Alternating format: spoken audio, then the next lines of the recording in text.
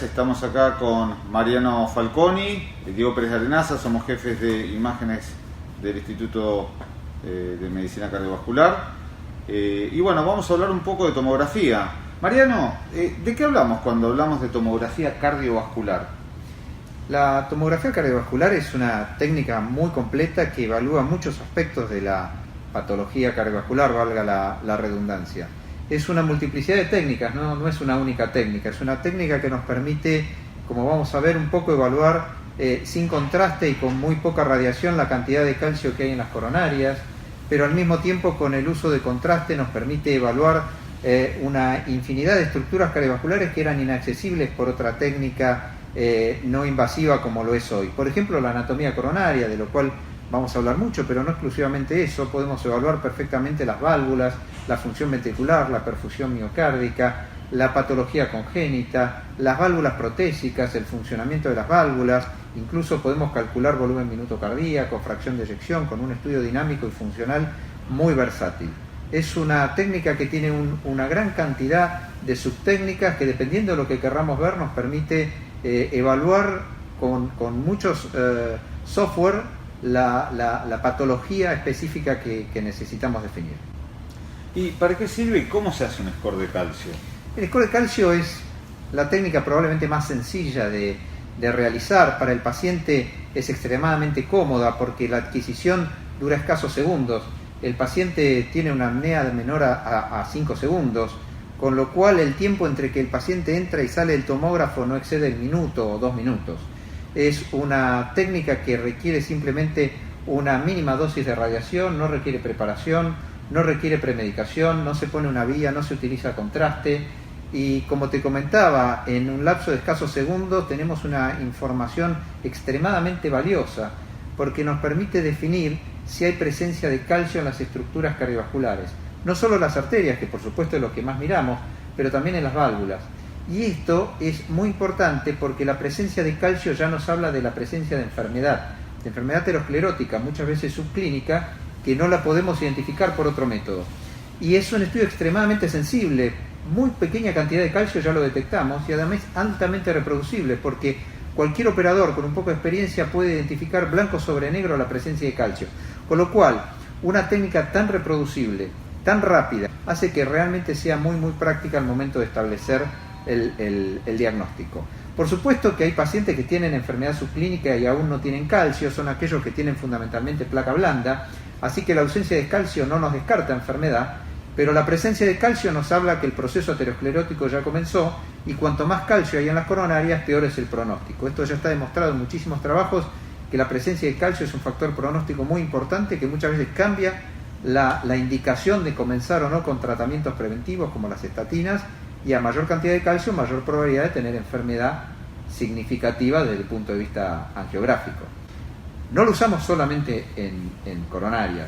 Para nosotros es muy útil para cuantificar el calcio en las válvulas, en especial en la válvula aórtica, donde ya tenemos claramente establecidos los puntos de corte para definir severidad, y esto es muy útil en aquellos pacientes dudosos, que no podemos por otro método definir la severidad de la valvulopatía, y además de diagnóstico, es pronóstico, porque la presencia de calcio en la válvula aórtica, cuanto mayor es el grado de calcificación, peor es el pronóstico y más rápido es el avance de la enfermedad. ¿Cuáles son las principales indicaciones de tomografía coronaria hoy en día?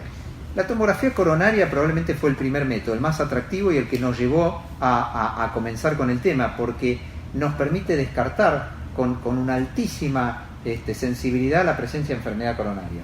Entonces yo te diría que hoy la principal indicación de tomografía coronaria es descartar la presencia de enfermedad coronaria en aquellos pacientes en donde uno tiene algún grado de sospecha, pero que no es muy alto o no tiene la confirmación por otro método. En pacientes con altísimo índice de sospecha de enfermedad coronaria, o donde ya sabemos que tiene enfermedad coronaria porque tiene bypass, porque tiene revascularización, bueno, probablemente no sea la técnica de primera elección, porque en presencia de enfermedad conocida, la especificidad del método para definir la severidad de la lesión, que es lo que le interesa al médico cuando el paciente tiene enfermedad, todavía no es muy exacta.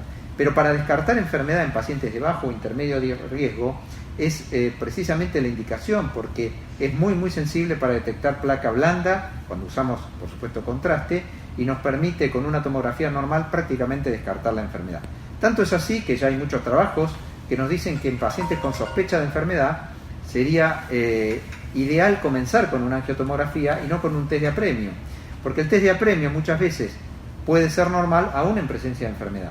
Entonces, una tomografía cardiovascular en pacientes con sospecha intermedia o baja nos descarta la enfermedad por un lado, pero si encontramos enfermedad, nos confirma que tiene enfermedad coronaria, podemos cuantificarla, y si tiene enfermedad subclínica que una prueba apremio no lo detectaría, podemos empezar el tratamiento preventivo antes de tiempo. Esto ha demostrado bajar mucho la tasa de eventos en el seguimiento en muchos trabajos como el Scott Trial, por lo cual hoy la angiotomografía es un buen método para inicio de estudio de los pacientes con sospecha de enfermedad. Aquí la coronaria derecha tiene una lesión muy importante acá, con una placa que tiene características de alto riesgo. Es una placa voluminosa con remodelado positivo, signo de napkin ring, es decir, el signo del anillo de la servilleta, que habla de que hay un gran componente lipídico en la placa con un área de cápsula fibrosa. La luz está reducida y acá está la luz distal de la lesión, acá estaría la lesión, acá estaría y hay calcio también en la lesión y la luz proximal. Ahora, ¿qué información me da la tomografía coronaria para interpretar? Bueno, uno puede encontrarse con mucha información. En primer lugar, una tomografía normal nos dice que ese paciente no tiene enfermedad aterosclerótica en las coronarias. Eso es una gran información, es un altísimo valor predictivo negativo. Pero también podemos encontrar la enfermedad y ahí también nos da mucha información, porque nos dice cuál es la severidad de la lesión. Reafirmamos que la precisión del método en definir la severidad es un poco limitada en lesiones significativas, especialmente cuando hay mucho calcio, pero además nos permite definir cómo está compuesta la placa, y eso también tiene un valor pronóstico importante. Se sabe que aquellas placas que tienen mayor componente cálcico predominante son placas más estables, con menor riesgo de evento, mientras que aquellas placas que tienen algunas características, como un gran remodelado positivo, es decir, un gran crecimiento excéntrico, mucho volumen de placa blanda, algunos hallazgos de riesgo como la calcificación focal o signo de napkin ring, que se le llama, que tiene como una especie de halo hipolúcido, que lo que está manifestando es un gran contenido lipídico, nos habla de placas de mucho riesgo. O sea que podemos saber si el paciente tiene coronarias normales, si tiene enfermedad, cuál es la extensión de la enfermedad, la severidad y el riesgo de la enfermedad en base a la composición de la placa. Hay software que nos permiten analizar muy bien cómo está compuesta esa placa y de esa manera aproximar un poco más al riesgo de ese paciente. ¿Hay alguna indicación de tomografía cardiovascular que no sea evaluar las coronarias? Sí, la tomografía cardiovascular es hoy un método tan versátil y completo que nos sirve para estudiar muchas otras patologías además de la enfermedad coronaria. Nosotros usamos rutinariamente la angiotomografía para método de evaluación previo a la ablación de fibrilación auricular, porque la anatomía auricular se la ve muy bien y de manera muy completa, y al electrofisiólogo le es de mucha utilidad tener una tomografía, dado que puede conocer la anatomía tomográfica e insertarla en los software de navegación virtual y de esa manera planificar con mucha más seguridad el procedimiento de ablación. Nosotros podemos medir las venas pulmonares, saber cuántas venas pulmonares hay, porque hay mucha variabilidad en la anatomía venosa pulmonar, poder conocer el tamaño de las venas, la localización de las venas, la distancia al esófago por el riesgo de complicaciones durante la ablación, y hoy estamos encontrando mucha variabilidad dentro de la aurícula, como orejuelas accesorias, divertículos auriculares, patología congénita del tabique interauricular como foramen oval permeable o septal pouch, que son bastante prevalentes y que pueden, además de brindar información adicional, establecer un pronóstico en cuanto al riesgo embólico. También es un gran método para evaluar trombos intracavitarios, tanto ventriculares como auriculares. Es un método que tiene muy alta sensibilidad para detectar la presencia de trombo en la orejuela de la aurícula izquierda, y hoy se considera una alternativa válida al transesofágico. Nos permite evaluar muy bien válvulas tanto nativas como protésicas y evaluar una estenosis aórtica o una insuficiencia aórtica. Podemos evaluar muy bien la válvula mitral, la extensión del calcio en la válvula mitral para la planificación de procedimientos previo a la cirugía valvular mitral. Nos permite evaluar función ventricular, es un estudio que con determinadas características lo podemos hacer funcional y podemos evaluar volúmenes biventriculares, fracción de eyección derecha e izquierda, y es una muy buena indicación en pacientes que no se pueden hacer una resonancia y donde la ecocardiografía genera algunas dudas. Por supuesto, es uno de los principales métodos para evaluar la aorta torácica, y en patología combinada con patología de aorta torácica o sospecha de embolia pulmonar es un método que utilizamos de rutina para hacer lo que se llama doble o triple rule-out, descartar patología coronaria, patología aórtica y patología trombótica pulmonar. Así que es un método muy versátil. En cardiopatías congénitas realmente es una de las principales indicaciones, porque la posibilidad de evaluar la anatomía de las cardiopatías congénitas complejas es realmente imprescindible, tanto para entender la patología del paciente, la repercusión que tienen las cavidades y la planificación de procedimientos. ¿Cómo se estudia un paciente para TAVI desde las imágenes? Bueno, para nosotros la planificación de TAVI requiere un gran conocimiento de la anatomía, de las características precisamente topográficas que vamos a intervenir. Para eso necesitamos estudiar toda la navegabilidad y el área de implante. Y para nosotros uno de los métodos de primera elección, siempre que podemos y hacemos, es la tomografía. Nos permite evaluar la raíz aórtica y el área de implante, medir con mucha precisión el anillo y las características del anillo, tanto la excentricidad, la presencia de calcio, la profundidad de implante. Nos permite medir la unión sinotubular, que es el área donde va a impactar alguna de las prótesis, dependiendo del modelo de prótesis, la aorta ascendente y, por supuesto, la altura de las coronarias, que es crítico para predecir la posibilidad de complicaciones. Además, podemos medir el ángulo de implante, que es una medición que hacemos de rutina para transmitirle al hemodinamista cuál va a ser la proyección en la cual él se va a encontrar con la aorta alineada para poder hacer un implante exitoso, y eso ahorra mucho tiempo y contraste, y poder medir las características de las angulaciones y presencia de enfermedad vascular periférica, que es crítico al momento de definir la navegabilidad. Así que sí, la tomografía no se limita a las coronarias. Hoy las coronarias para nosotros es una indicación más. Hay muchas otras indicaciones que nos dan mucha utilidad.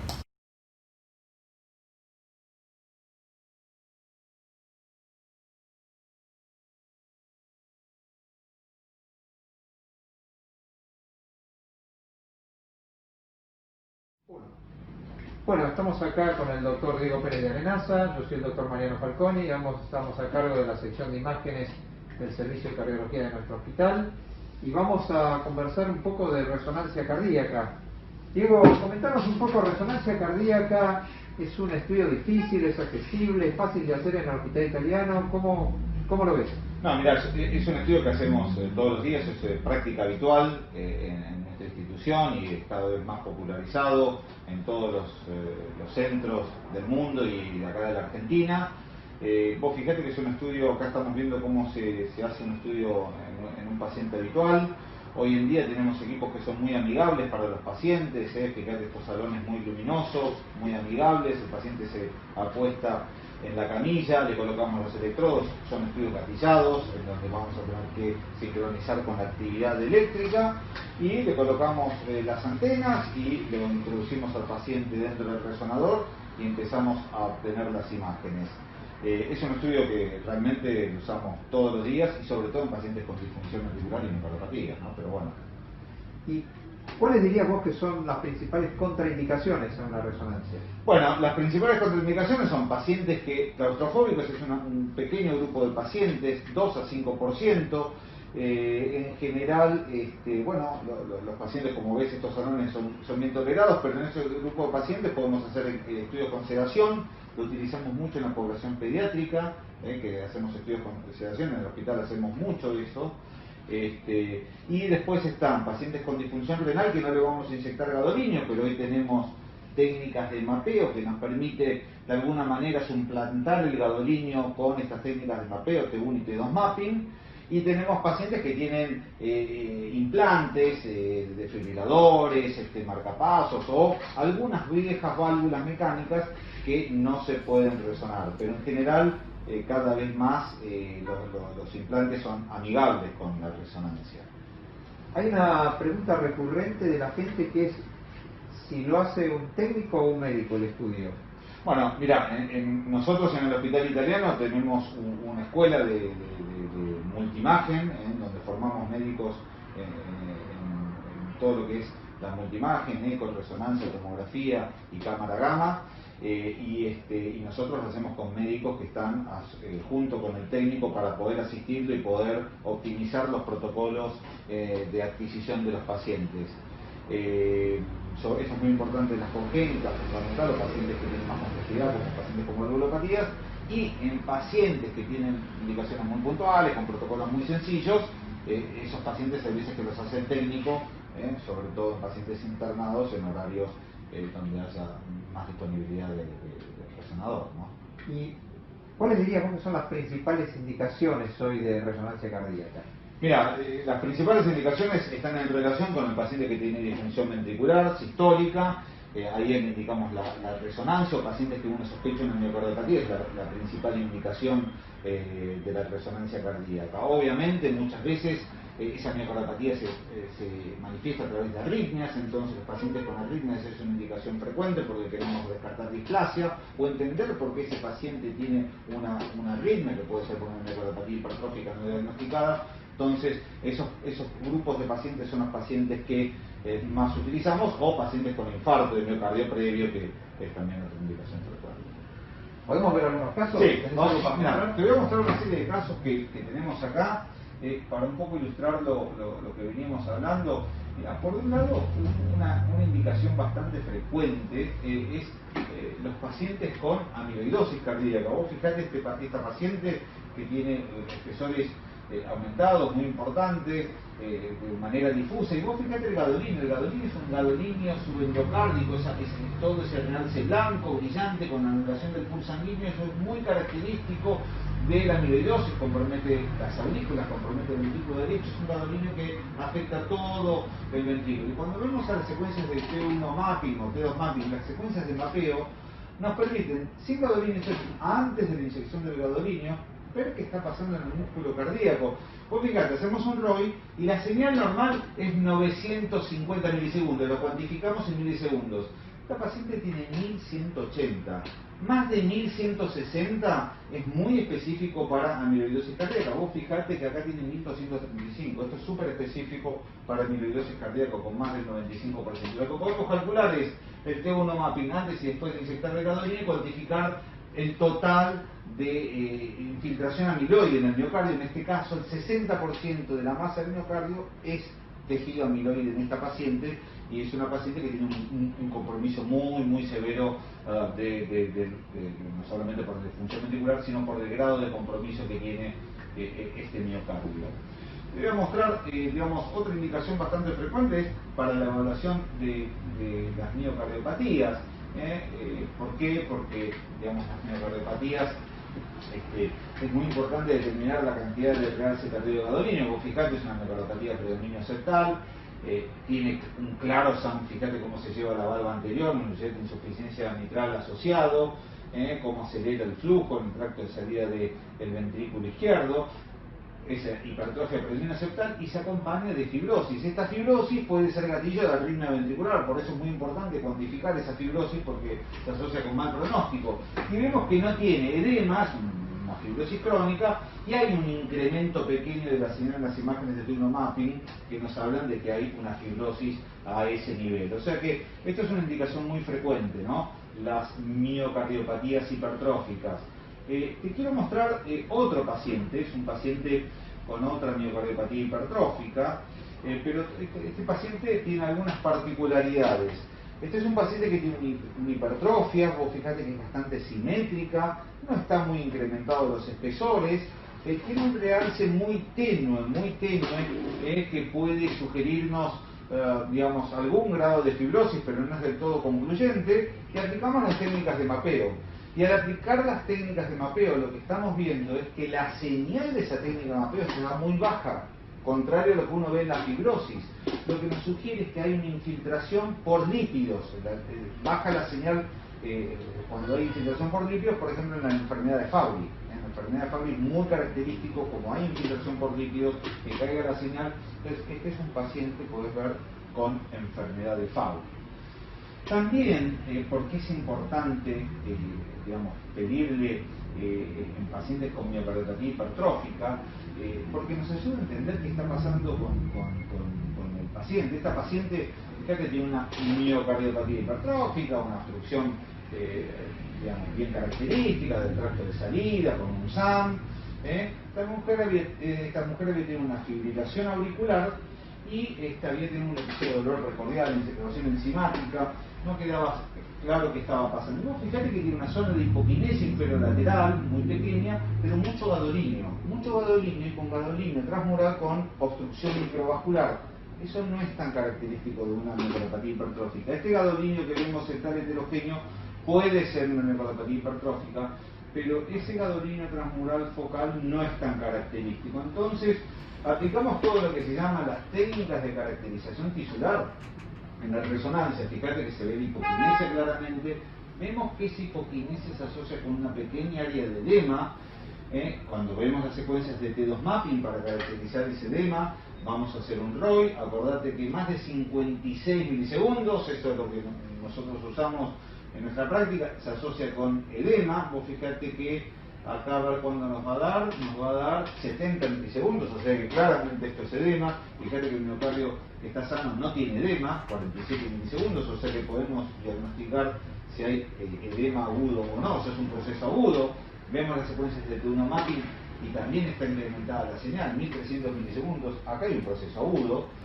Y cuando vemos, fíjate comparado con las otras zonas que está claramente aumentado, y cuando vemos ahora las secuencias del realce tardío, vemos que hay obstrucción microvascular. Esto probablemente sea un infarto asociado a un paciente con miocardiopatía hipertrófica. Eso es la obstrucción microvascular, bien negro en el centro de la zona del realce, un realce transmural. Este realce es de miocardiopatía hipertrófica, pero el otro transmural está asociado probablemente con una ateroembolia, o sea, que tiene territorialidad coronaria. O sea que muchas veces estos pacientes nos permiten entender los mecanismos de enfermedad subyacentes. Aparte de una miocardiopatía hipertrófica, esta mujer tuvo un infarto. Te quiero mostrar otro paciente, y sobre todo ahora que estamos con el tema del COVID. Mariano, ¿puede ser que en el hospital haya un consultorio de COVID que se están evaluando estos pacientes? Sí, tenemos un consultorio, estamos teniendo un consultorio multidisciplinario de evaluación de pacientes post-COVID que tienen algún tipo de sintomatología, es decir, que ellos consideran que no volvieron a la normalidad como tenían previo a la infección por coronavirus. En ese consultorio lo que se evalúa es cuál es la situación y se piden los estudios apropiados que van a depender del cuadro clínico, pero seguramente la resonancia es uno de ellos muchas veces. Exactamente, entonces vamos a mostrarle a la gente algunos casos que nosotros estamos haciendo acá, digamos, en la sección. Y vos fijate que este paciente es un paciente que tiene, digamos, vamos a ver que tiene un deterioro de la función ventricular. Vos fíjate que tiene un deterioro de la función ventricular, un deterioro moderado de la función ventricular, de espesores aumentados y gran derrame pericárdico, zonas de edema en las secuencias de T2. Fíjate el edema ahí focal que tiene, y un edema difuso, y tiene un realce de gadolinio con patrón subepicárdico, tenue, difícil de ver, pero que claramente hay zonas de realce que nos hablan de que hay un compromiso miocardítico. Fíjate el edema, ese edema heterogéneo que vemos. Y cuando nosotros vamos a ver las técnicas de mapeo, de mapeo T1 y T2 mapping, vamos a ver que estas zonas que tenían realce se asocian con un incremento de la señal. Vamos a ver, por ejemplo, nosotros lo que vamos a hacer es un ROI. Recordémosle a la gente que lo normal es que tenga 900 milisegundos, 950 milisegundos, hasta 1000, como algo normal. Vos fíjate que acá tenemos 1160, está aumentado, y cuando vamos a las zonas más naranjas, ahí está muy aumentado, hay un proceso bien agudo, 1374, este es un miocardio que está claramente afectado y con un proceso agudo. Y cuando vamos a ir digamos, también tenemos compromiso en los segmentos inferolaterales, y no solamente vemos las secuencias de T1 mapping, sino vamos a ver el T2 mapping. El T2 mapping nos habla sobre todo de edema, digamos, y entonces vamos a ver si hay zonas de edema. Y lo que llama la atención, y esto lo vemos en muchos pacientes con post-COVID, es que tienen un edema muy difuso. Vos fíjate que todos, prácticamente la mayoría de los segmentos tienen niveles bastante altos, y sobre todo lo que es lo inferoseptal, todo el septum inferior y los segmentos inferiores tienen incremento de la señal. Así que bueno, esto es un paciente con una miocarditis post-COVID. Te quiero mostrar otro ejemplo. Este es un ejemplo de un paciente con algo bastante difuso, afección bastante difusa. Y te voy a mostrar un paciente, este es también un chico joven, que cursó, digamos, la hospitalización, algunos síntomas respiratorios, pero sin mayores problemas durante la hospitalización. Se va de alta y 15 días después viene con un dolor precordial muy importante. Vos fijate que tiene un incremento del espesor, buena función sistólica, no hay trastornos de la motilidad, pero cuando vamos a ver las imágenes de realce, vemos realce así, parcheado, subepicárdico. Fíjate el subepicárdico cómo está comprometido, lo vemos ahí en el eje corto cómo está el realce subepicárdico comprometido, y después tenemos zonas, pequeños parches, bien característicos de la miocarditis. Vos fíjate acá ese pequeño parche, y vamos ahora con las secuencias de T1 y T2 mapping para terminar de caracterizar. Acá vemos el realce bien subepicárdico, muy característico de la miocarditis, y también lo vemos lo mismo, ese incremento de la señal con las técnicas de mapeo. Fíjate que un mapeo normal en las zonas que no tienen gadolinio, y un mapeo, un nivel muy elevado de la señal en las áreas que tienen gadolinio. Fíjate, 1396, súper elevado, y cuando vemos el mapeo de T2 mapping para ver el edema, se ve claramente un edema en los segmentos, digamos, inferior-lateral, que estaban comprometidos con mucho edema y compatible con una miocarditis aguda. Así que bueno, un poco ese es el escenario, damos ejemplos para ilustrar la utilidad que tenemos en la práctica clínica, pero realmente lo utilizamos mucho, y es una de las herramientas que en el servicio contamos para evaluación de pacientes complejos, ¿no? Sí, está claro que la resonancia hoy es una técnica con muy buena resolución temporal, pero fundamentalmente excelente resolución espacial, y eso nos permite evaluar áreas que es difícil por otras técnicas de imagen. La ecografía es una técnica muy versátil, pero tenemos algunos puntos ciegos o con dificultad de acceso por las características de la ventana. No hay limitaciones de ventana para la resonancia, y el otro agregado que no lo tiene ninguna técnica no invasiva es la posibilidad de caracterizar el tejido. Y entonces vos de esta manera demostraste durante estos minutos que además de identificar el área de la lesión, que eso lo pueden hacer otras técnicas, podés aproximar con mucha precisión a la causa de la lesión y al mecanismo histológico, si es fibrosis, si es edema, si es trombo. Es decir que evidentemente ese plus de la resonancia hoy no lo tiene ninguna técnica. Y lo que es bueno es que, lo dijiste muy claro, es una técnica rutinaria, no es una técnica excepcional en el hospital. Exactamente, así que yo creo que digamos, con estos casos y bueno, con esta breve introducción al método, creo que ponemos en escena digamos, esta herramienta que utilizamos nosotros en el servicio, en nuestra sección de imágenes, y bueno, que invitamos a la gente, ¿no? Si tienen alguna duda, que nos consulten, estamos siempre disponibles, y bueno, vamos a seguir trabajando para ayudar a nuestros pacientes a resolver sus problemas. Y para terminar, y darle un mensaje al médico y al paciente: si alguien viene y pide hoy un turno para resonancia, ¿cuándo tiene el estudio en la mano con el resultado? El estudio se entrega en 24 horas. O sea que podríamos decir que en un plazo menor a una semana, desde que le pidieron el estudio. Sí, no, los turnos se dan en la semana y el estudio se da a las 24 horas, el informe. Muy bien. Muchas gracias a todos. El paciente que vamos a hacer ahora es un paciente de 72 años con episodios de FA paroxística desde hace al menos 2 años, que fue medicado con amiodarona, a pesar de lo cual continuaba asintomático, con un ecocardiograma con una aurícula izquierda levemente dilatada y una fracción de eyección del ventrículo conservada. ¿Querés? Bueno, en este caso vamos a usar el sistema de mapeo de Abbott, que se basa en el principio de gradientes de voltaje, y para eso se coloca en un set de parches que crea artificialmente un campo de gradiente de voltaje eléctrico a través del tórax del paciente. Los parches son 3 pares que representan los ejes X, Y y Z de la tridimensionalidad corporal. Esto nos va a permitir ubicar nuestro catéter de ablación en todo momento en el espacio en una imagen 3D generada por el sistema. Lo realizamos con anestesia general y tomamos varios parámetros de seguridad, además de la saturación y la capnografía.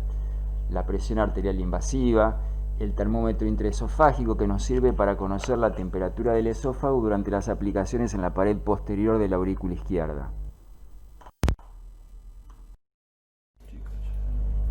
Bueno, acá estamos con Mariano Falconi, que nos va a contar algo de la angiotomografía de este paciente.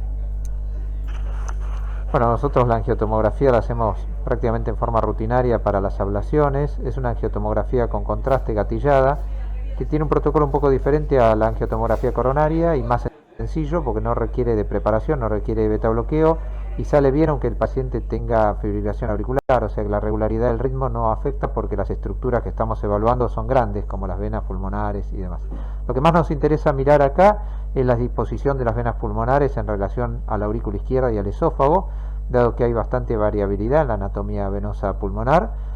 Y además miramos la orejuela que esté libre de trombos. Esta misma información tomográfica después se puede incorporar al software y eso permite hacer una reconstrucción tridimensional que usan para la planificación de la ablación.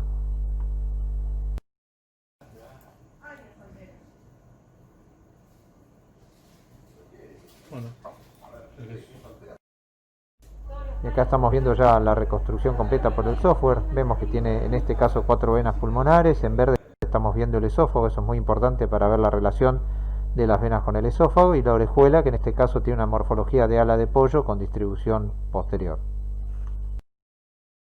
Vamos a comenzar con las punciones venosas. Hacemos 2 punciones venosas para acceder a la aurícula derecha y a través de la aurícula derecha, por la punción transeptal, acceder a la aurícula izquierda. Este caso es de un paciente de 72 años con episodios de FA paroxística desde hace al menos 2 años. Se lo medicó con amiodarona, a pesar de lo cual continuó sintomático. El ecocardiograma muestra aurícula izquierda levemente dilatada, fracción de BI conservada, y en este paciente, como en todos los pacientes que hacemos ablación de fibrilación auricular, se le solicitó angiotomografía. Bueno, este paciente tiene una clara indicación tipo 1A según las guías europeas, básicamente porque es un paciente sintomático con fibrilaciones auriculares paroxísticas refractaria al tratamiento médico.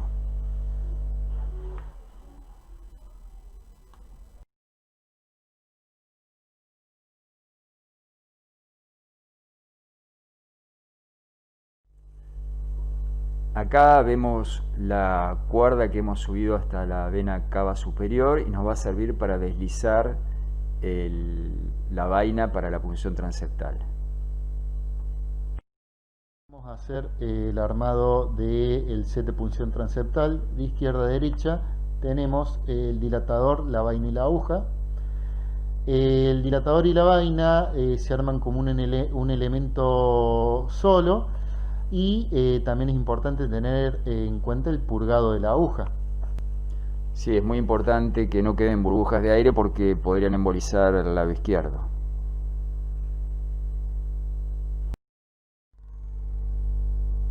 Ahora estamos colocando la vaina a través de la cuerda para realizar la punción transeptal.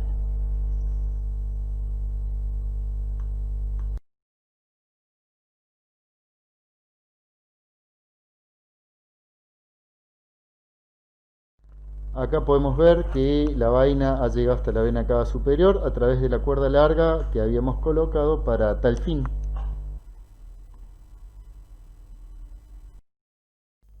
Acá estamos purgando el catéter de ablación. Como vemos, es un catéter irrigado y, como en todos los casos, hay que asegurarse de que no queden burbujas para evitar la embolización izquierda.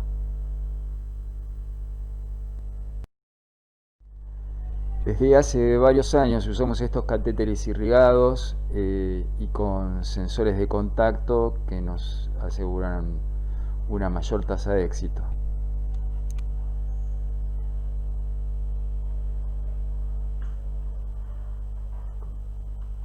No, sí, lo sé. Acá estamos haciendo la caída para que caiga la vaina en la fosa oval y poder hacer la punción transeptal.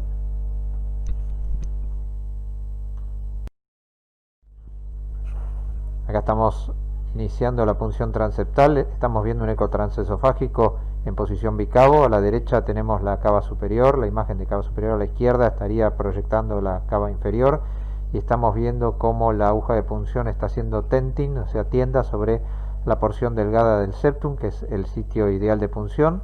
Con varios planos nosotros vamos guiando al electrofisiólogo acerca del sitio de punción para estar lejos de la aorta y de cualquier estructura de riesgo durante la punción, y una vez que se obtiene la punción evaluamos que la cuerda pase adecuadamente a la aurícula izquierda, donde generalmente orientamos hacia la orejuela. La ecografía transesofágica nos ayuda mucho porque nos permite definir muy bien la anatomía del tabique interauricular, que tiene morfología variable entre las personas, y asegura mucho más el éxito de la punción con disminución significativa de la tasa de complicaciones. Ahí vemos la punción atravesando el septum y ya pasando a la aurícula izquierda. Para evitar la doble punción transeptal, dejamos solamente la cuerda a través de la punción que realizamos y pasamos, guiándonos con esa cuerda, otro catéter por el sitio de punción. Una vez que pasamos el catéter de ablación, volvemos a avanzar la vaina sobre la guía para poder tener el segundo acceso a la aurícula izquierda para pasar el catéter circular.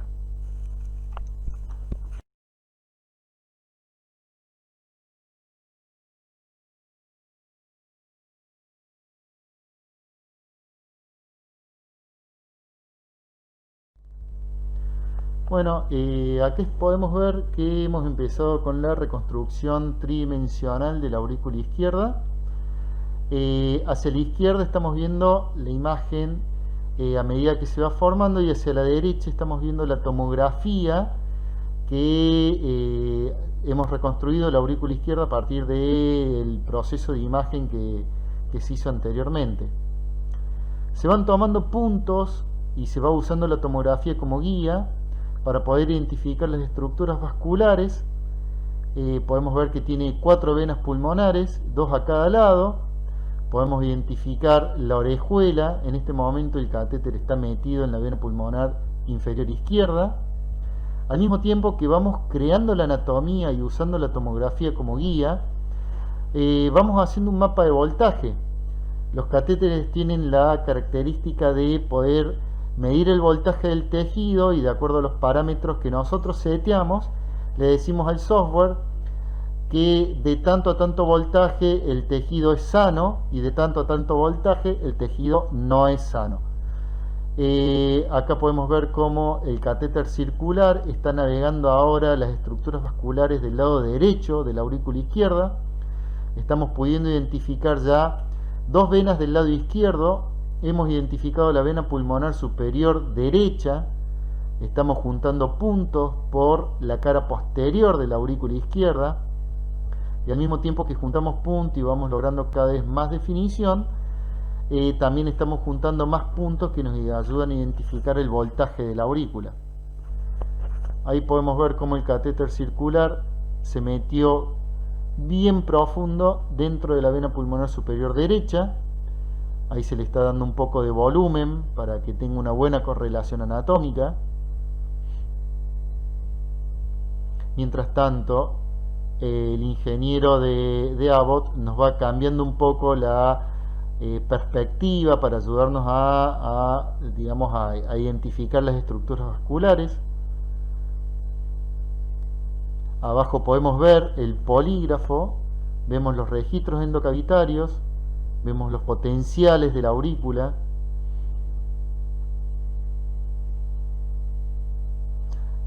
Ahí podemos ver cómo el catéter lazo empieza a meterse poco a poco en lo que es la orejuela de la aurícula izquierda.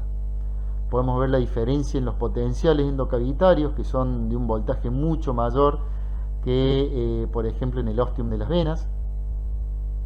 Ya vemos cómo a medida que vamos recolectando puntos, la definición se vuelve más fidedigna, más representativa de la aurícula. Como poco a poco hemos avanzado y hemos podido reconstruir la aurícula con nuestro catéter de registro, el catéter lazo. Y ahora estamos viendo cómo Con el catéter de ablación tratamos de identificar lo que es la vena pulmonar inferior derecha, que dado su diámetro menor que el resto de las venas, entrar con el catéter lazo sería un poco difícil y estamos tratando de meternos con el catéter de ablación y que estamos justo en la zona de interés.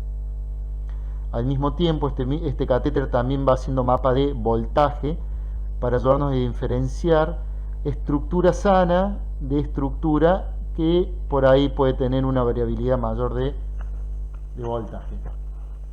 Este catéter, además de ser un catéter irrigado, tiene la ventaja de tener un sensor de contacto que nos va diciendo con qué presión estamos sobre la pared de la aurícula izquierda. Ahí estoy grabando.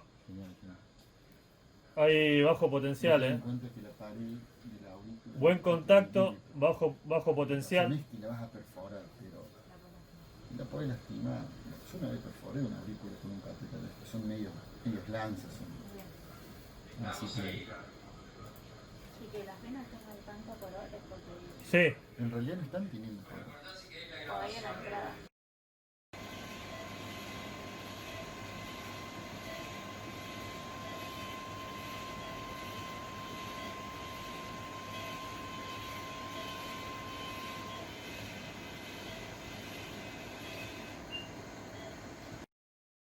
Acá empezamos ya con la aplicación de radiofrecuencia. Vamos a ir recorriendo con el catéter y aplicando lesiones de radiofrecuencia alrededor de los ostium de las venas pulmonares para tratar de desconectarlas eléctricamente.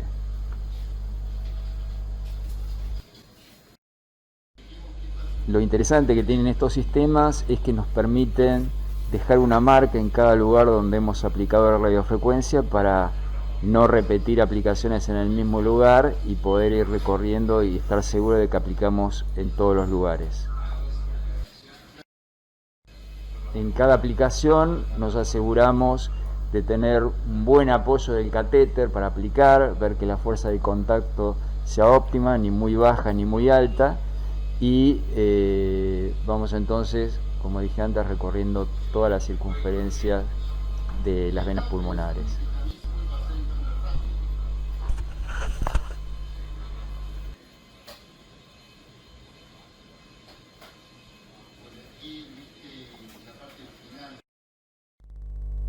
En el panel inferior vemos los electrogramas correspondientes a la vena pulmonar superior izquierda y vemos cómo desaparecen cuando hemos prácticamente terminado de aplicar alrededor de la circunferencia de las venas.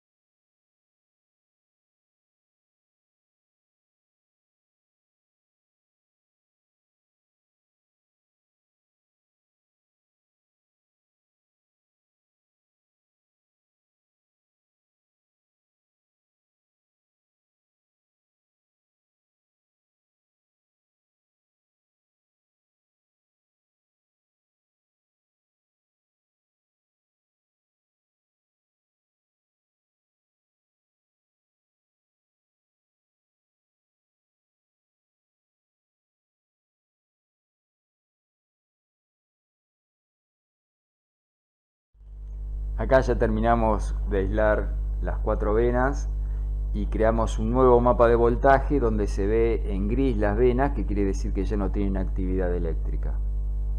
Así que han quedado las 4 venas desconectadas.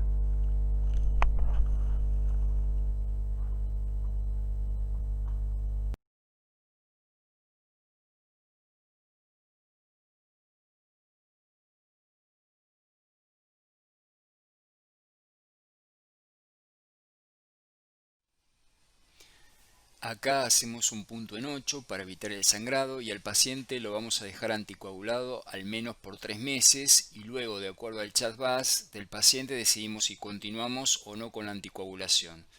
El seguimiento lo vamos a hacer con Holter de 24 horas cada 3 meses o monitoreo prolongado de electro.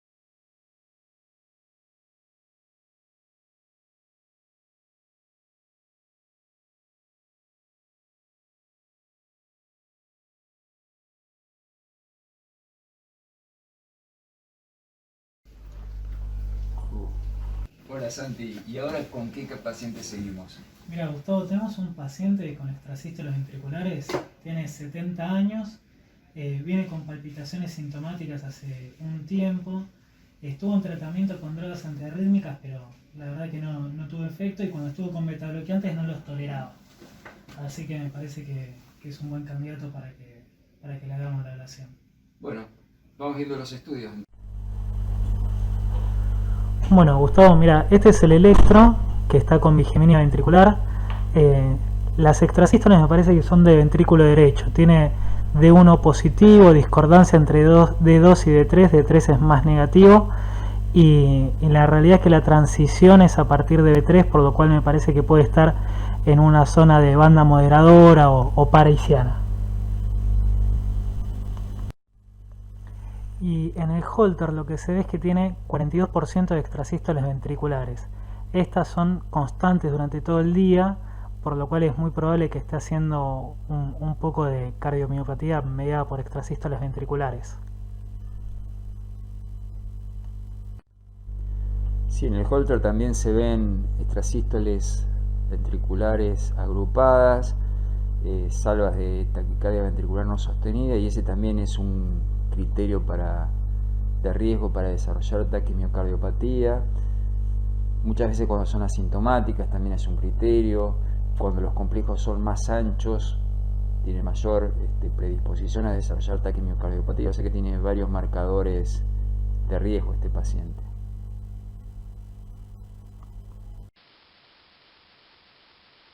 Probablemente el método de primera aproximación a un paciente con arritmias supraventriculares, independientemente del electrocardiograma y el Holter, es la prueba de imagen, y la primera prueba de imagen que pedimos es un ecocardiograma.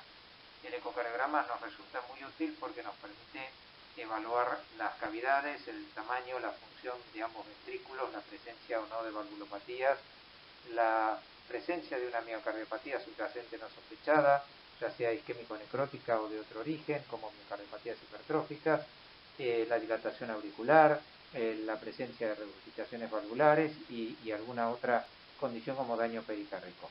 En este ecocardiograma estamos viendo un ventrículo que impresiona de tamaño normal, de forma normal, es decir, mantiene de alguna manera la forma elíptica de los ventrículos normales, con un ventrículo derecho de tamaño normal. Sin embargo, vemos que tiene una contracción un poco anárquica, con marcada disincronía, especialmente a nivel septal. Y esto, bueno, puede depender ocasionalmente de la presencia de extrasístoles durante la adquisición o de una disincronía por algún trastorno de la conducción. Sin embargo, el ecocardiograma nos ayuda mucho, como dijimos, en todos esos aspectos, pero tiene sus limitaciones. Limitaciones que van en la ventana, limitaciones que van en la capacidad de diferenciar una hipertrofia patológica de una fisiológica o la visión de algún área de difícil acceso para el haz de ultrasonido. Por eso, cuando el ecocardiograma no nos da una prueba contundente de cuál es la causa subyacente de la arritmia, vamos a una prueba de imagen mucho más sensible y específica, como la resonancia cardíaca, que nos permite, además de evaluar el tamaño y la función de las cavidades, evaluar específicamente el espesor y la presencia de daño miocárdico no detectado por un método como el ecocardiograma. Bueno, Gustavo, como te mostré, el paciente está con mucha carga de extrasístoles ventriculares, un 40% constante durante toda la noche y durante todo el día, no tolera drogas antiarrítmicas, está muy sintomático, hizo un poco de taquimiocardiopatía, así que me parece que... Sí, reúne las dos condiciones esenciales, que son o que esté muy sintomático o que desarrolle taquimiocardiopatía para ser un buen candidato para ablación. Así que me parece que sí, hay que comenzar con este caso. ¿Y qué otros pacientes se te ocurren que podrían beneficiarse del procedimiento? Bueno, en el caso de este paciente que tiene 70 años, uno capaz no es tan agresivo inicialmente, pero si es un paciente joven y que uno supone que va a estar mucho tiempo con la medicación, se le explican los beneficios y contras de cada terapéutica y se le da mucha importancia a la preferencia del paciente. Yo creo que en este caso, que son de ventrículo derecho, un acceso venoso, menos tasa de complicaciones con acceso arterial, eso también... Claro, yo creo que eso es fundamental. Depende un poco de la localización, el riesgo que tiene el procedimiento. Entonces, cuando el riesgo es muy bajo, uno es más propenso a indicarlo. Cuando el riesgo es más alto, porque está en algún lugar de más difícil acceso, uno trata de ser más conservador.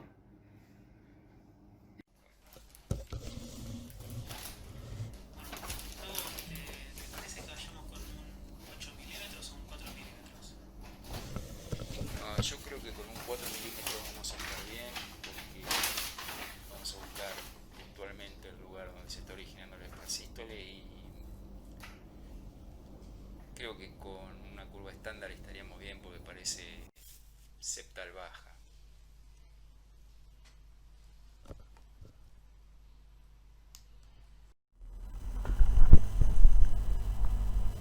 Bueno, acá vamos avanzando con las punciones venosas. Vamos a hacer dos punciones. En una punción vamos a introducir un catéter de referencia para que nos va a ayudar con lo que es la geometría con el sistema de mapeo, y con el otro catéter, que es el de ablación, vamos a hacer la geometría y aplicar las lesiones.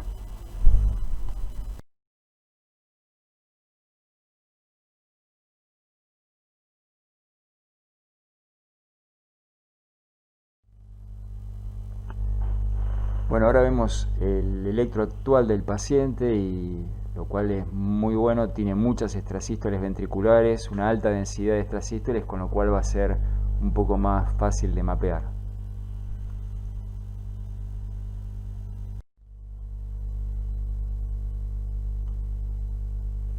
Acá el catéter los tenemos posicionados en el tracto de salida del ventrículo derecho.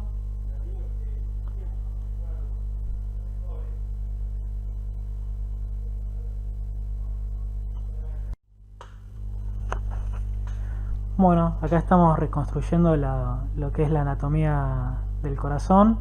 Vamos a prestarle especial énfasis en lo que es el ventrículo derecho, que es la estructura que queremos analizar, y vemos cómo con el catéter se va generando lo que es la geometría y la estructura tridimensional con la cual después nos vamos a manejar para navegar dentro del corazón.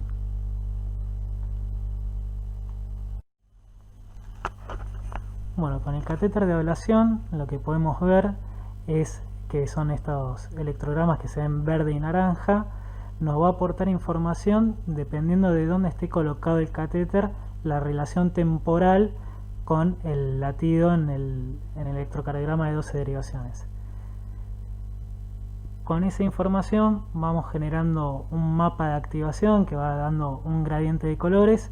Lo que es lo más blanco es lo precoz, mientras que lo violeta es lo más tardío. Entonces, en el lugar donde se originan las extrasístoles ventriculares vamos a ver que vamos a conseguir una coloración blanca, y a medida que nos vamos alejando va pasando por la paleta de colores entre rojo, amarillo, verde, azul hasta violeta. En lo que es la zona de interés vamos a tratar de recolectar la mayor cantidad de puntos como para conseguir una mejor precisión y poder aplicar en un solo lugar y tener éxito. Bueno, como medida de seguridad, siempre nuestro grupo de trabajo lo que hace es marcar la zona del GIS. Entonces, a la hora de aplicar radiofrecuencia, vemos de no estar tan cerca de esto y evitar una complicación de un bloqueo auriculoventricular, y también nos sirve como punto de referencia en caso de que haya desplazamiento de la anatomía.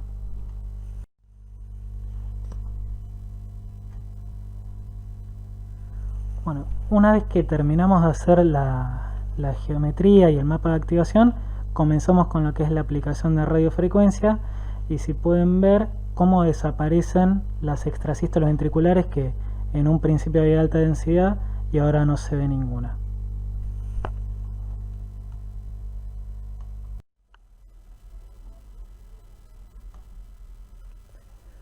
Bueno, ahora una vez que terminamos de hacer la ablación, el seguimiento que vamos a hacer con este paciente es primero una consulta presencial a la semana con un electrocardiograma, ver que siga 100 extrasístoles, ver cómo está el sitio de punción, cómo está clínicamente el paciente, y después vamos a ir haciendo un seguimiento a 3 meses con un Holter, ver que esté sin carga de extrasístoles ventriculares, y a los 6 meses podemos repetir un ecocardiograma a ver si hay mejoría de la función sistólica del ventrículo izquierdo.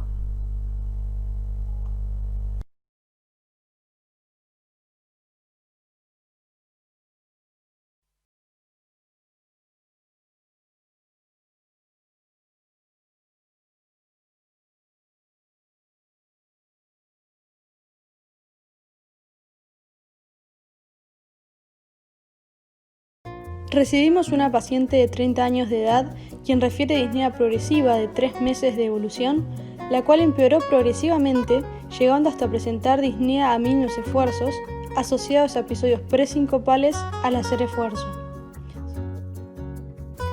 En La Guardia se realizó un ecocardiograma que mostró buena función sistólica del ventrículo izquierdo, con dilatación de cavidades derechas y deterioro leve de la función del ventrículo derecho a expensas del acortamiento radial. La vena cava se encontraba dilatada con un colapso del 50%. Se estimó una presión sistólica pulmonar de 60 milímetros de mercurio. La primera sospecha diagnóstica fue un tromboembolismo de pulmón, por lo que se empezó a anticoagular y se solicitó una angiotomografía de pulmón. Se realizó angiotomografía de pulmón, el cual no muestra defectos de relleno en ramos principales y lobares, como así tampoco en ramos segmentarios y subsegmentarios, descartándose la presencia de tromboembolismo pulmonar. No obstante, al resultado de la angiotomografía se realizó un centellograma BQ que no demostró defectos perfusivos. Con la angio-TC, que no mostraba ninguna evidencia de TEP agudo, empezamos a plantearnos otros diagnósticos diferenciales. La paciente no tenía historia de enfermedad cardiovascular ni respiratoria, los funcionales eran normales, el parénquima en la tomografía de pulmón era normal, en la tomografía de tórax, y el ecocardio no tenía signos de cardiopatía izquierda. Por ende, nos empezamos a plantear que estábamos frente a una paciente con hipertensión pulmonar, probablemente del grupo 1. La cuestión era determinar si la paciente tenía alguna patología asociada o se trataba de hipertensión pulmonar del grupo 1 idiopática. Siendo así, habría que pensar en un test de vasoreactividad. La evaluamos físicamente, no tenía signos ni tampoco presentaba síntomas de reumatológicos asociados a hipertensión pulmonar, y le solicitamos un laboratorio reumatológico que también descartó autoanticuerpos relacionados, así que se descartó lo reumatológico como causa asociada. De manera realizamos una ecografía y ecodoppler hepático en el cual no se aprecian signos de hipertensión portal, descartando dicha entidad. Acá vemos un paciente que tiene marcado agrandamiento de las cavidades derechas. Observen la hipertrofia del ventrículo derecho, el aplanamiento telesistólico del septum interventricular, lo que nos sugiere sobrecarga de presión del ventrículo derecho, una arteria pulmonar muy dilatada en relación a la aorta, y este paciente no tiene cardiopatía congénita que justifique estos hallazgos, así que lo más probable es que se trate de un paciente con hipertensión pulmonar. Se realizó un cateterismo cardíaco derecho diagnóstico, el cual mostró una presión de aurícula derecha de 4 milímetros de mercurio, una presión pulmonar sistólica de 66 milímetros de mercurio, diastólica de 30 milímetros de mercurio y media de 42. La presión de enclavamiento fue de 5 milímetros de mercurio. El volumen minuto de 3.7, lo que representa un índice cardíaco de 2.3. Esto representa una resistencia vascular pulmonar de 9.8 unidades Wood. Se realizó un test de vasorreactividad pulmonar con óxido nítrico inhalado, el cual resultó positivo, observándose una reducción de la presión pulmonar media de 42 a 26 milímetros de mercurio y un aumento del volumen minuto de 3.7 a 5 litros por minuto, lo cual representa una caída de la resistencia vascular pulmonar de 9.8 a 4 unidades Wood. Ante estos resultados, en el cateterismo derecho comenzamos con el tratamiento con nifedipina por vía oral y la titulación fue una dosis de 180 miligramos día. Con este tratamiento el paciente demostró una mejoría clínica inicial significativa, con descenso del ProBNP de 3.200 a 600 y una caminata de 340 metros.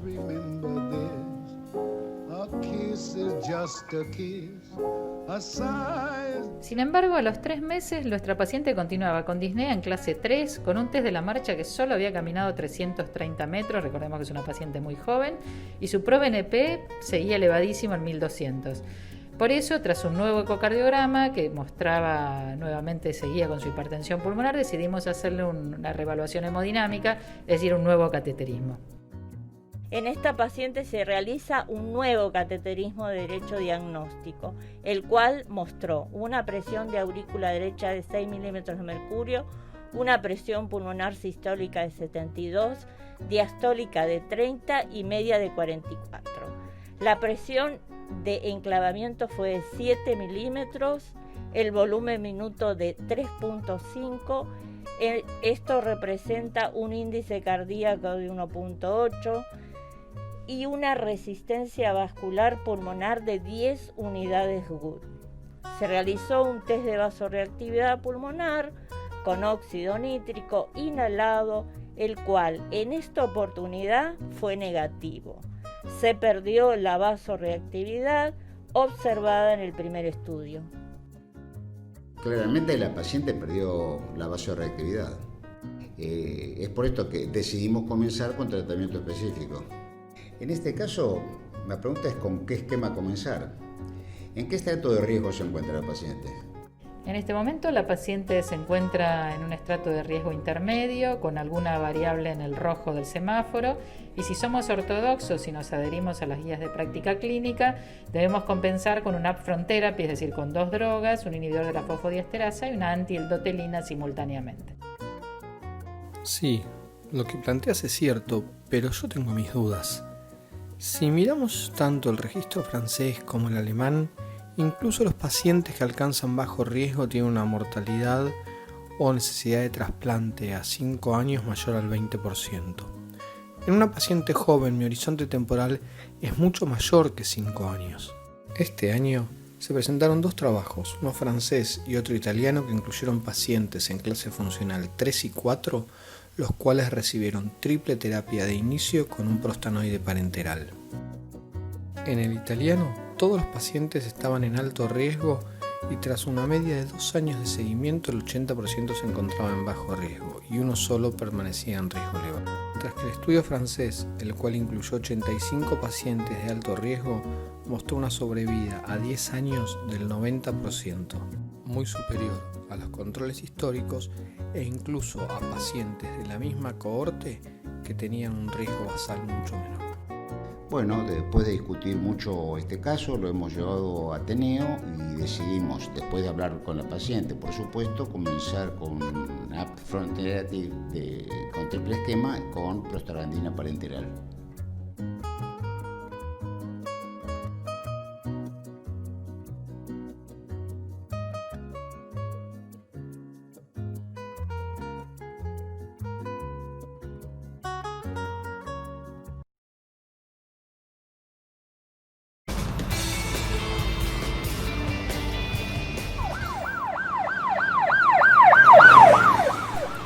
Se recibe una paciente de 62 años de edad que consulta por disnea súbita, clase funcional 4 y episodio de pérdida transitoria de la conciencia con restitución ad integrum. Como principal antecedente personal, la paciente había sido sometida a un trasplante pulmonar unilateral derecho por enfermedad pulmonar obstructiva crónica 2 meses antes de la consulta. Ante la sospecha de tromboembolismo pulmonar agudo, se solicita una angiotomografía con contraste endovenoso.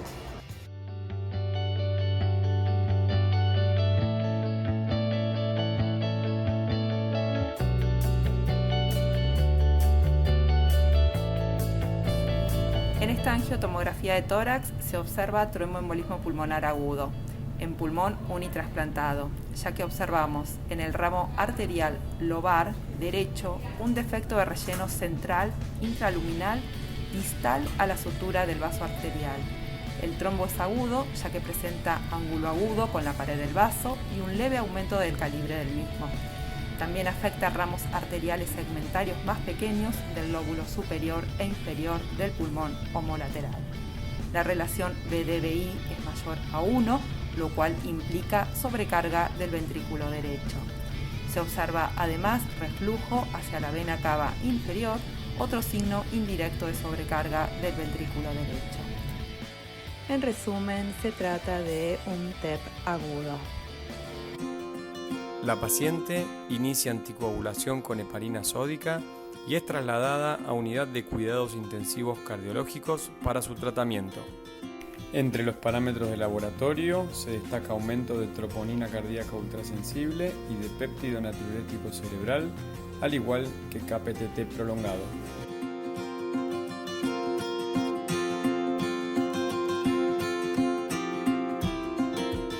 En pacientes con enfermedad tromboembólica venosa con requerimiento de anticoagulación con bomba de heparina sódica, los controles pueden realizarse con KPTT o con anti-10. Habitualmente el control con APTT es dificultoso, ya sea porque presentan valores basales prolongados, como por ejemplo pacientes con inhibidor lúpico positivo, o porque no es posible lograr valores de anticoagulación estables. En estos casos se recomienda realizar el ajuste de la bomba con dosaje de anti-10. En el Hospital Italiano Central el dosaje de anti-10 se puede realizar las 24 horas, los 365 días del año. Los resultados están disponibles a los 15 minutos de haber hecho la extracción de sangre. En ciertos casos de enfermedad tromboembólica venosa es necesario realizar búsqueda de trombofilia. En nuestro laboratorio central disponemos de las pruebas para realizarlas, tanto para la búsqueda de trombofilias hereditarias así como también la adquirida.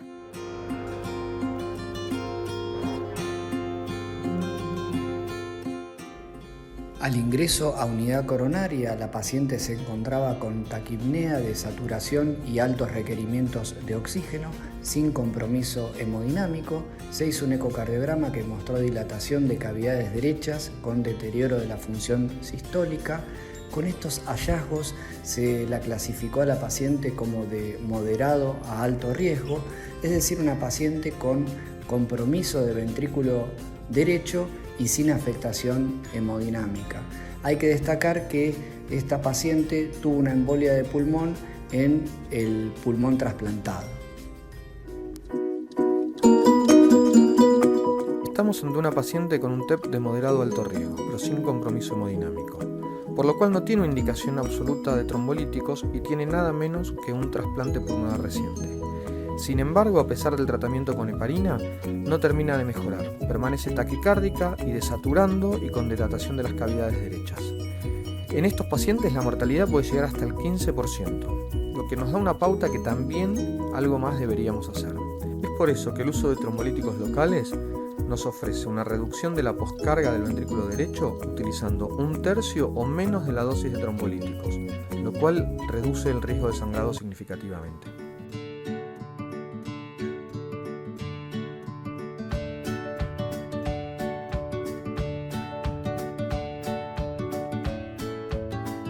El tromboembolismo pulmonar afecta alrededor del 10% de las personas que han recibido un trasplante pulmonar.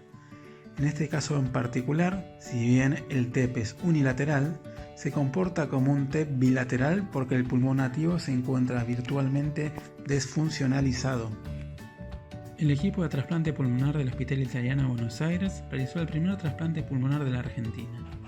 Ya llevamos 30 años de experiencia y más de 140 trasplantes realizados. Conformamos el equipo un grupo de profesionales de la salud altamente calificado que incluye pero no se limita a médicos neumonólogos, médicos cirujanos de tórax, intensivistas, infectólogos, licenciados en alimentación y psicólogos. Tenemos a nuestra disposición toda la experiencia del Hospital Italiano y contamos con laboratorio de función pulmonar complejo, broncoscopía diagnóstica y broncoscopía terapéutica las 24 horas y los 365 días del año.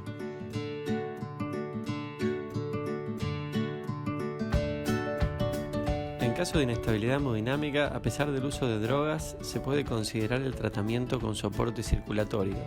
En el caso del tromboembolismo pulmonar agudo, con compromiso hemodinámico, la oxigenación con membrana extracorpórea ofrece un apoyo circulatorio y respiratorio que descarga el ventrículo derecho. En nuestro hospital contamos con esta tecnología desde hace varios años, la cual está disponible durante todo el año las 24 horas. La colocación de este dispositivo puede realizarse tanto en quirófano como en la sala de hemodinamia e incluso en la unidad de cuidados intensivos.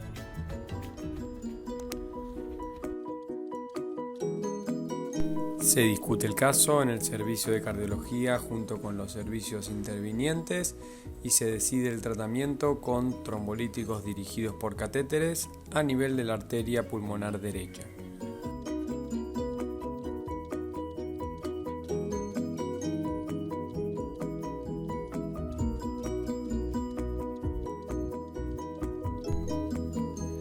Sí, totalmente de acuerdo con lo conversado. Esta paciente debe recibir tratamiento mediante fibrinolisis local facilitada por ultrasonido. De esa manera, además, bajamos significativamente el riesgo de sangrado. Además, tenemos suficiente experiencia con alrededor ya de 50 pacientes tratados de esa manera con excelentes resultados.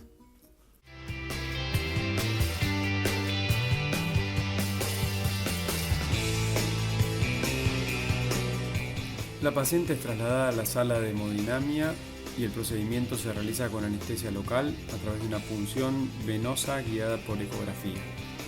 Primero se realiza una angiografía donde se ubica el área de mayor carga trombótica.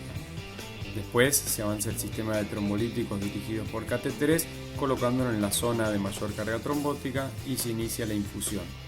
En este caso se utilizaron 21 miligramos de RTPA durante 20 horas.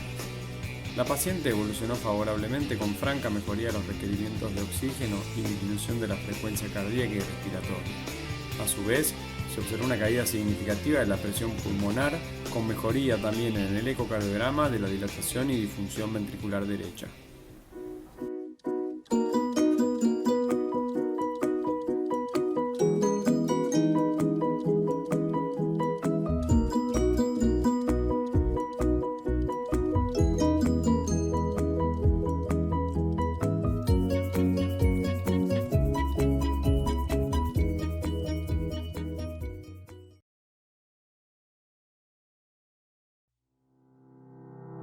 El CUESIM, el centro de simulación del Hospital Italiano, está cumpliendo 10 años y se creó a partir de una idea de lo que era el Departamento de Investigación del Hospital Italiano y el Instituto Universitario del Hospital Italiano en una alianza estratégica para unificar, fomentar y difundir actividades de simulación, tanto de enseñanza como de evaluación, para optimizar y potenciar el uso de la simulación. La simulación permite al alumno trabajar en el grado, en el posgrado, incluso en la vida profesional experta, en ambientes que tienen un gran realismo y permiten desarrollar habilidades, competencias, aprender habilidades, competencias y evaluar habilidades y competencias en un ambiente seguro. El ambiente simulado es un ambiente desarrollado por el equipo docente para poder enseñar o evaluar distintos objetivos y en un marco de seguridad permite el desarrollo del alumno. Y otra de las ventajas de la simulación es que en la medida que uno va transcurriendo su vida profesional, uno alcanza una curva de aprendizaje en donde se transforma en un experto por momentos inconsciente. La simulación lo que te permite es volver a la parte de la curva en donde uno se vuelve un experto consciente, que eso te permite desarrollar tus habilidades en forma correcta, siempre pensando en la seguridad del paciente. Sabemos que el paro cardiorrespiratorio es una entidad con elevada mortalidad, inclusive en aquellas personas que reciben el tratamiento adecuado. El problema es que a pesar de disponer de algoritmos lógicos y validados, las guías enfatizan quizás más los aspectos técnicos de cada prestador de reanimación en particular, en lugar de apuntar a la compleja naturaleza de las reanimaciones realizadas en la vida real. Parte de esta complejidad está dada por el hecho de que la mayoría de las reanimaciones son realizadas por equipos y no por individuos en forma particular. La investigación de factores individuales y grupales en reanimación en la vida real es un proceso difícil por cuestiones tanto logísticas como de seguridad del paciente. En este escenario, el entrenamiento con simuladores de alta fidelidad aparece como una alternativa atractiva desde el punto de vista de educación continua y como oportunidad para la mejora de estándares locales. Permite mejorar aspectos técnicos y no técnicos sin comprometer la salud del paciente y del equipo médico. Más aún, este tipo de entrenamiento aumentó el entendimiento del funcionamiento de los grupos durante la reanimación, ya que recalcan la importancia del trabajo en equipo, del liderazgo, las jerarquías y la comunicación en la performance de los equipos de reanimación. El Servicio de Hemodinamia y Cardiología Intervencionista del Hospital Italiano de Buenos Aires no es ajeno a esta realidad, motivo por el cual nos propusimos comenzar un programa de entrenamiento con simuladores de alta fidelidad en escenarios de paro cardiorrespiratorio en contexto de procedimientos intervencionistas. Bueno, para desarrollar un escenario lo primero que tenemos que tener claro es cuáles son los objetivos de aprendizaje de ese escenario y cuál es el nivel de los alumnos, si estamos hablando de alumnos de grado, de alumnos de posgrado o como en el caso en que nos tocó trabajar con el servicio de hemodinamia, la idea era trabajar con un equipo donde había transdisciplinas y distintos actores en ese grupo. Una vez que están definidos los objetivos de aprendizaje, se buscan estrategias que nos permitan llegar a esos objetivos. En este caso, el objetivo era trabajar en emergencias en la sala de hemodinamia, por lo tanto se trabajó específicamente en paro cardíaco en la sala de hemodinamia y el objetivo era encontrar un líder en la reanimación, hacer una reanimación ordenada, en tiempo, un adecuado diagnóstico de la reanimación y utilizar la estrategia angiográfica como un eventual potencial para resolver el episodio si se trataba de un paro isquémico. Bueno, una vez definida el escenario de simulación y los objetivos de aprendizaje para los alumnos, uno define qué tipo de simulación va a utilizar para entrenar a esos alumnos, que puede ser simulación de baja fidelidad o de alta fidelidad. En el caso de ustedes, decidieron utilizar simulación de alta fidelidad. Eso implica la utilización de un maniquí, un robot de alta fidelidad, en donde previo a la corrida del escenario con los alumnos uno necesita programar los eventos y el caso clínico diagramado. Entonces, previo a eso uno trabaja en forma conjunta con el experto para cargar en el software del maniquí los distintos eventos clínicos que uno tiene programado para que los alumnos se entrenen en situaciones particulares. Esto lleva un proceso de carga, un proceso de revisión y de corrida por lo general previa con el experto. Una vez que el escenario está a punto, recién uno considera de que lo puede utilizar con los alumnos. Luego de corrido el escenario, se hace una etapa de cierre con la metodología de debriefing, que es una puesta en común guiada por un facilitador, donde todos los integrantes del equipo que participaron de la simulación, junto con el equipo educador, evalúan distintos aspectos de la simulación, desde el aspecto experiencial hasta aspectos técnicos y potenciales puntos de mejora para próximas actividades. Y de esa manera se ponen en evidencia debilidades y fortalezas del trabajo en equipo, potenciales puntos de mejora, se realzan los puntos exitosos también, y esto permite que luego en el terreno los profesionales, y en este caso el equipo de salud, puedan mejorar la experiencia y el desempeño en la vida real. Bueno, la pandemia nos permitió también revisar nuestras prácticas, y en este momento estamos trabajando con protocolos de seguridad que incluyen el distanciamiento social, el uso de barbijos y el estar en ambientes adecuados según el metraje para la cantidad de participantes. La simulación presencial realmente es con muy pocos participantes, la relación docente a uno no es más de 3 o 4 a 1, así que trabajamos en el centro de simulación con los cuidados necesarios solamente en este momento para profesionales de la salud. Se trabajó con el CRUP y con SACIM, la Sociedad Argentina de Simulación, en el diseño y la puesta en marcha de protocolos para la simulación segura, que tienen que ver con la cantidad de personas y también la sanitización de los materiales para hacer ambientes seguros.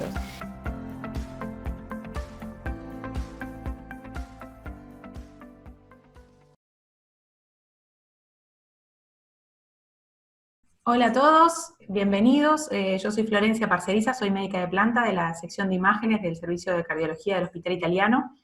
Me acompañan hoy los doctores Vadim Kotovics, que es el jefe del Servicio de Cirugía Cardiovascular, el doctor Diego Pérez de Arenaza, que es uno de los jefes de la sección de imágenes del hospital, de imágenes cardiovasculares del Servicio de Cardiología, y el doctor Rodrigo Bagnati, que es médico de planta también, de la sección de imágenes del hospital y coordinador del Hospital de San Justo.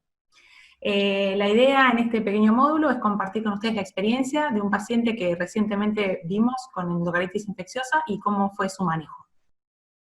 Se trata de un paciente de sexo masculino de 67 años, sin factores de riesgo cardiovascular y sin antecedentes cardiovasculares de relevancia, que hasta hace poco tiempo manejaba una buena clase funcional, sin síntomas, y que en agosto de este año consultó al médico de cabecera por lumbocetalgia, astenia, adinamia, sudoración nocturna, pérdida de peso de aproximadamente 7 kilos, ¿sí?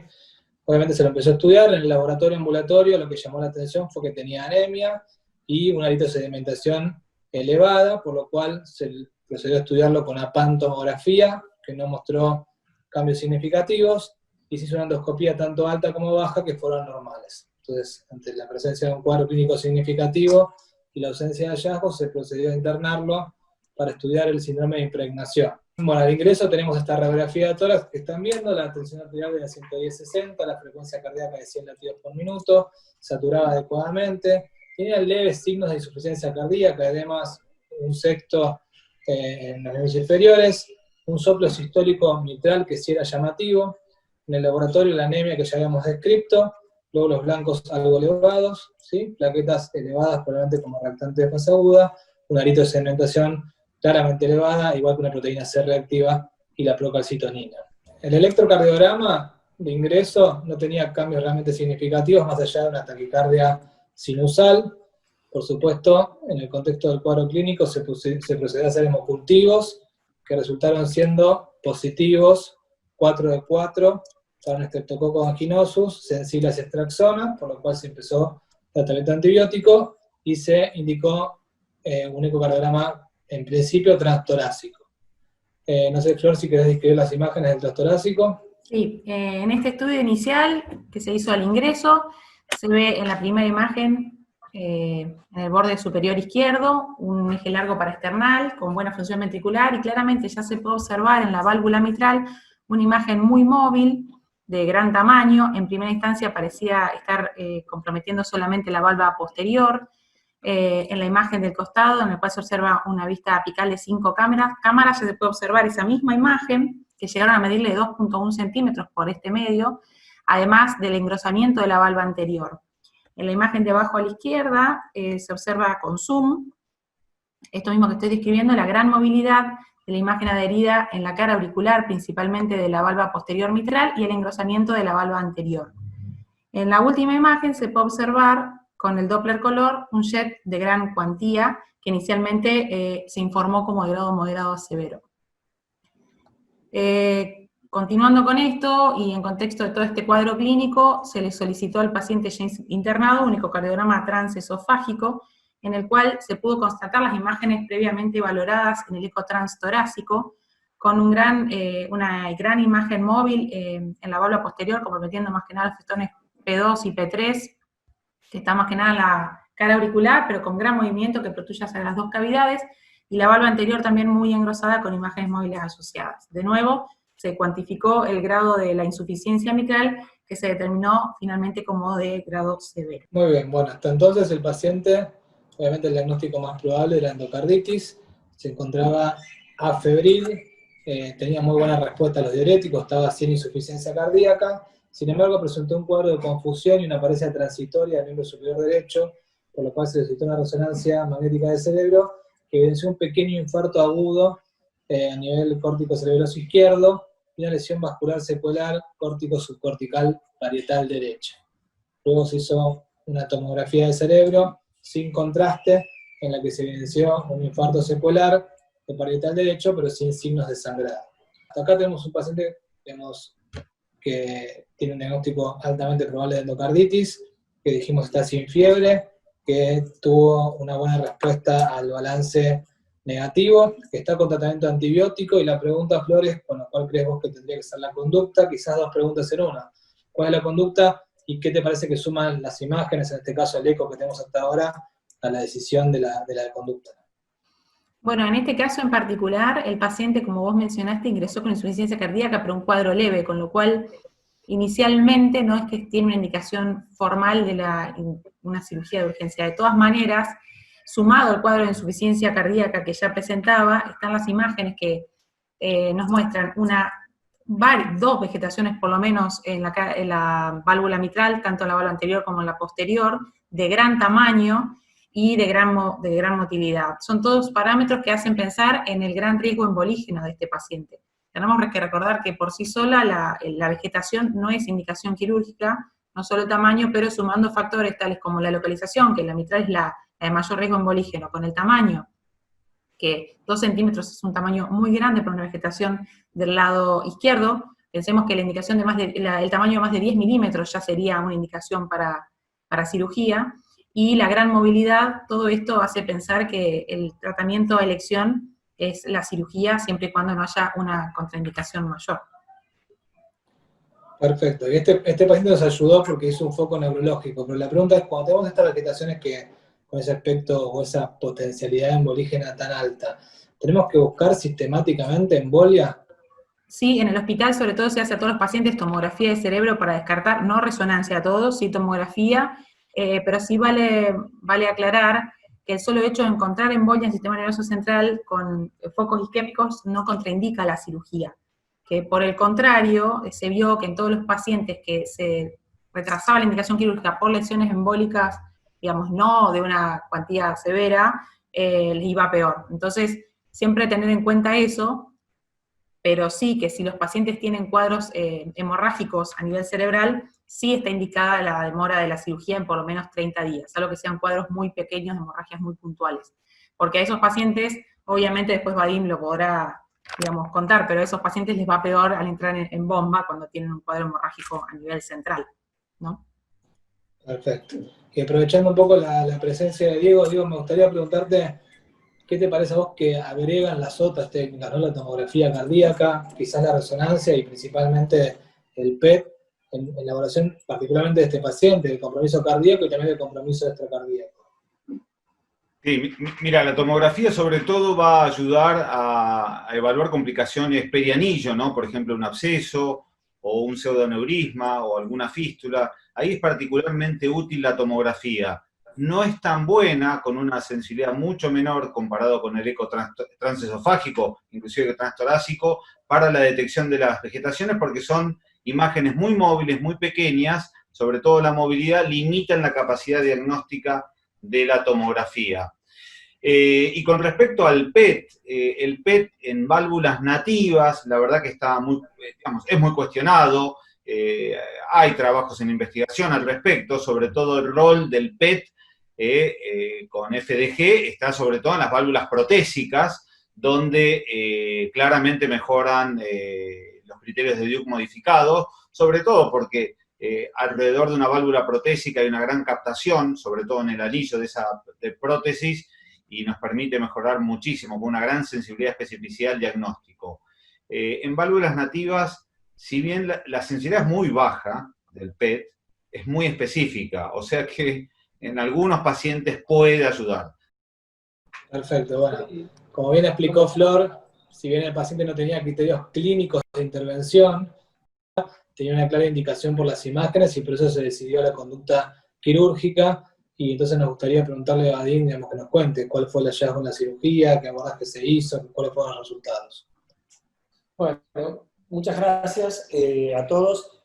En contestación a lo que decía Flor de qué pasa con esperar a estos pacientes, son las válvulas más embolígenas que hay, tenía este paciente eso, tiene una microhemorragia que la controlamos, y al controlarla después de 48 horas nos permitió operar al paciente que tenía gran vegetación en insuficiencia cardíaca, aunque la parte infecciosa estaba controlada. Y entre un control de ecotransesofágico y transtorácico, las vegetaciones habían crecido, así que no había duda que había que intervenir el paciente. En este caso elegimos la vía mini-invasiva porque en el eco se veía indemnidad de la membrana mitroaórtica y de la válvula aórtica, por lo tanto, este es el canal, no había necesidad de abordarlo de otra forma al paciente. Canal de trabajo del médico, tenemos tecnología 3D que nos permite minimizar las incisiones y eso le da confort al paciente del postoperatorio. Y esto es lo que encontramos, ven un gran absceso acá en la valva anterior, este es el anillo, este es anterior, este es posterior, este es el sector A2, acá se ve una gran perforación y una gran vegetación en el sector P2 también, como lo pueden observar. Tenía un absceso en esta zona, y lo que hicimos es resecar esta valva, las dos valvas, hacer una buena toilette del anillo. Pueden ver la gran vegetación que ustedes describieron. Hicimos la resección de todo el aparato subvalvular que estaba parcialmente comprometido, sobre todo en la zona de la valva anterior. Limpiamos la valva posterior. Una vez realizado eso, la corona del punto habitual que se hace y colocamos una nueva válvula protésica y por la edad del paciente elegimos una válvula biológica y el paciente no está anticoagulado. Bueno, muchas gracias por permitirme presentar la anatomía a través de cirugía mini-invasiva. Bueno, muchas gracias, Vadim. Los resultados fueron muy buenos, como se pueden ver, y el seguimiento, digamos, la recuperación también fue muy buena. No sé, Florencia, si quieres hacer un comentario al respecto.